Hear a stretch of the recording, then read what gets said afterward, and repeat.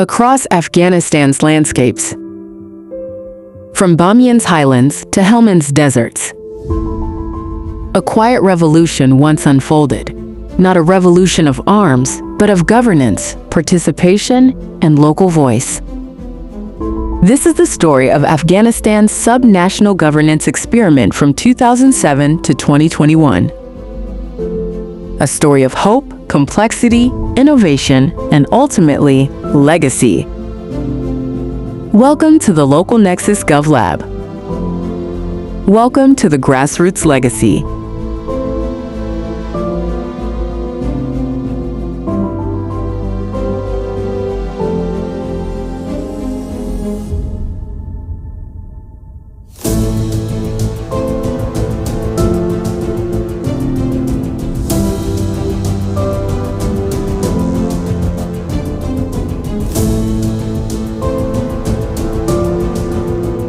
To understand Afghanistan's governance journey, we must begin at the district level, the bridge between the village and the state.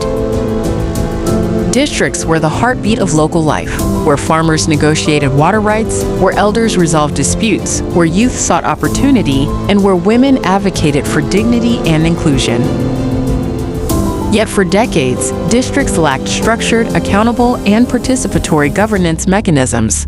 This gap became the catalyst for one of Afghanistan's most ambitious governance reforms. In 2007, the Ministry of Rural Rehabilitation and Development launched a bold initiative, the District Development Assemblies. DDAs were designed to represent communities, prioritize development needs, coordinate with line ministries, channel donor funding, and strengthen local accountability. For the first time, district-level planning was not just a government exercise, it was a community mandate. From 2007 to 2021, Afghanistan built a whole-of-government model at the district level, where IDLG formalized district administration, strengthened district governors, and connected local councils to national authority.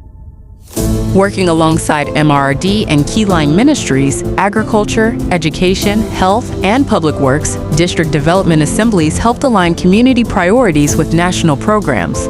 Together, these institutions created an integrated governance ecosystem that linked villages, districts, and the central government into one coordinated structure. Afghanistan's district governance system brought together MRRD, IDLG, and the line ministries in a unified architecture. MRRD led rural development and infrastructure programs, channeling resources to districts and empowering district development assemblies as local development bodies. IDLG formalized district administration, strengthened district governors, and integrated sub-national institutions to improve service delivery. Meanwhile, line ministries, agriculture, education, health, and public works coordinated with DDAs to align community priorities with national programs, creating a whole-of-government approach across Afghanistan's districts. IDLG formalized district administration across Afghanistan, strengthened district governors, and improved service delivery. It also integrated district development assemblies into the national governance ecosystem, creating a coherent, connected structure from local communities to the central government. From 2007 to 2021, Afghanistan advanced a whole-of-government approach at the district level. IDLG was established to formalize district governance and strengthen local administration. By 2009, DDAs began integrating with national programs as line ministries aligned district priorities. Through 2010 and 2015, IDLG expanded district governor capacity and linked DDAs to provincial structures. By 2021, service delivery reforms across agriculture, health, education, and public works matured before the system transitioned during national political change. Afghanistan's community development councils became the country's most powerful grassroots governance model, built entirely from the village up. These councils gave communities a voice in development, planning, and local decision-making, creating a foundation where national programs could connect directly to local priorities. This village-driven structure became one of Afghanistan's most trusted and inclusive governance innovations. Afghanistan's Community Development Councils, or CDCs, form the backbone of the country's most trusted grassroots governance model, a system built from the village up. These councils empowered communities to elect their own representatives, manage block grants, implement local projects, and resolve disputes through inclusive, participatory decision-making. But CDCs did more than deliver projects. They created a culture of local leadership, accountability, and community-driven planning. And it was from this foundation that District Development Assemblies, or DDAs, emerged. As thousands of CDCs matured, their elected members began coordinating across villages, forming district-level bodies that could aggregate local priorities, manage larger development resources, and interface with government institutions. DDAs were essentially the next tier of community governance, built directly from CDC networks.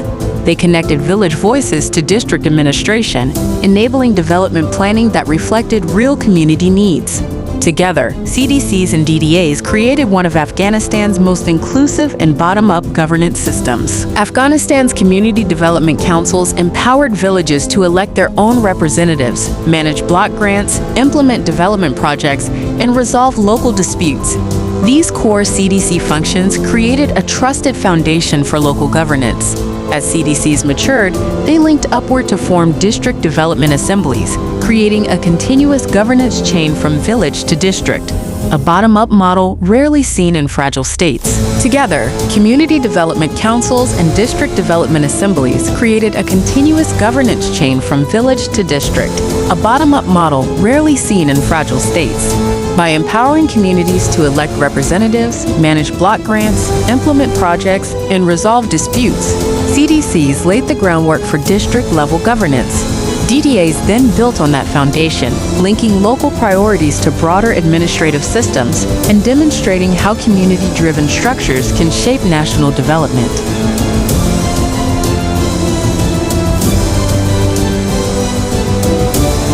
By 2014, Afghanistan had reached a pivotal moment. After more than a decade of community-driven development, from CDCs in the villages to district development assemblies at the district level, the country had gathered a wealth of lessons.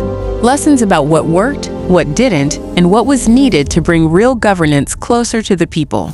Out of these lessons came a landmark document, the Policy for Improving Governance and Development in the Districts and Villages of Afghanistan. This policy tried to bring order to a fragmented system.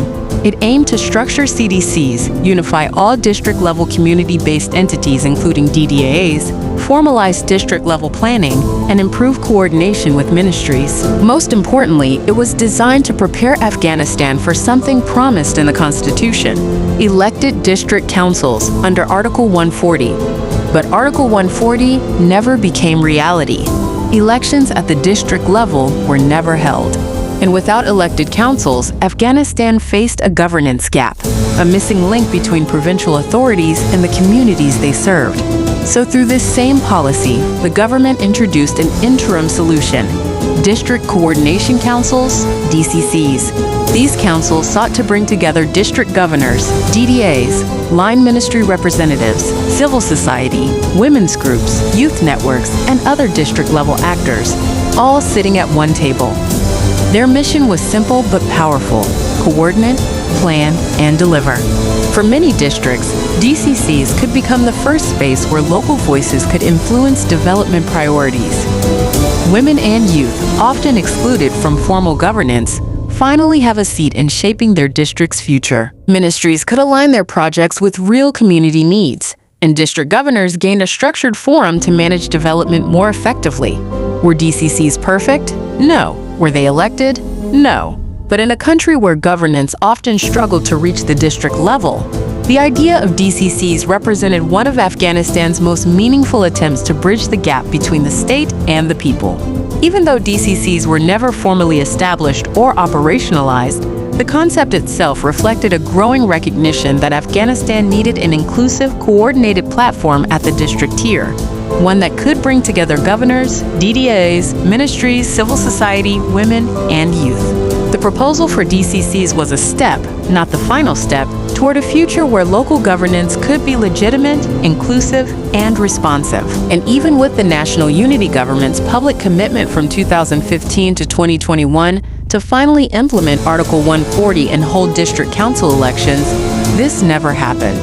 Political instability, security challenges, and competing national priorities meant the constitutional requirement remained unfulfilled, a promise still waiting for its moment.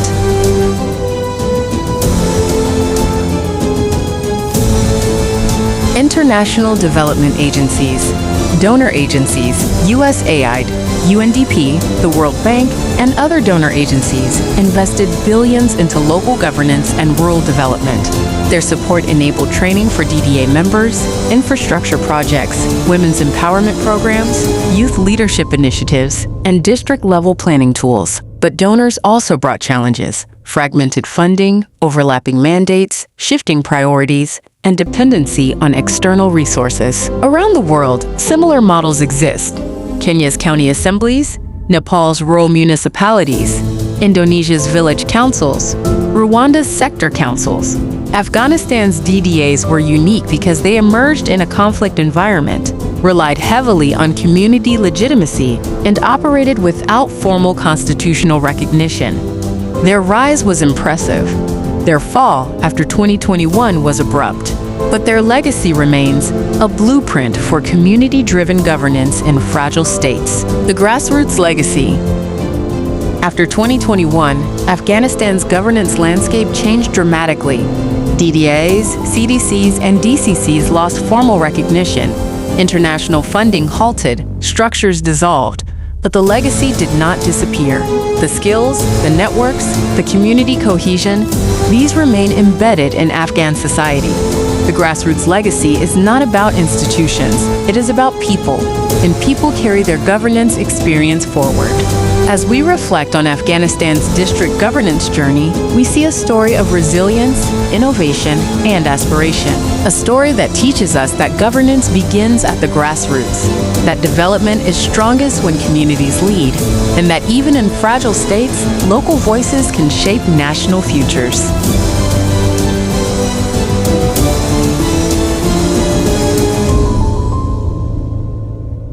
Thanks for watching the Local Nexus GovLab. Subscribe, share, and stay connected as we continue this global conversation on subnational governance and local development.